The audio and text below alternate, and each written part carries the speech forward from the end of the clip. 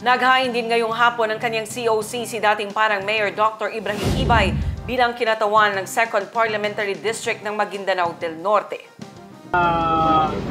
Of course, tayo ay nagpapasalamat sa ating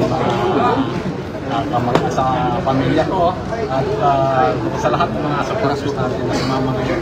Although hindi ako nag-imbita dahil may mga balita na malaki ang posibilidad na ma-postpone ng election. Pero gusto ko rin, kahit paano, on board kahit na anong mangyari. So, tumatakbo ako sa Maguindanao del Norte 2nd District, Parliamentary District. Dahil sa kami ngayon ay na pre-zone, so UBGP kami. Pero pre-zone daw ito. Pero tingnan natin kung anong na mga susunod na mga kabanata. Of course, ako noon nung naging assemblyman ako at naging mayor ng Parang, talagang pet ko yung education at saka yung health.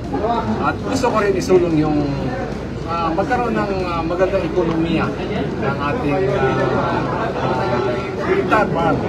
Kasi yun ang bottom line ngayon eh. Kumbaga kailangan mayroong may makain yung ating mga mamamayan. Nang sa ganun ay makapag-aral yung kanilang mga anak.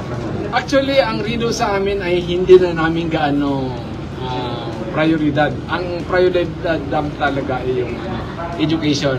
Kasi nakita natin na noong nagkaisa yung mga mayor, lalo na yung Iranong Corridor, nagtulong-tulungan sila sa peace and order. Kaya makikita mo, Iranon Peace in Development para yung problema ng isang munisipyo ay problema rin ng munisipyo. At yun ang gagawa natin ng measures para makatulong tayo.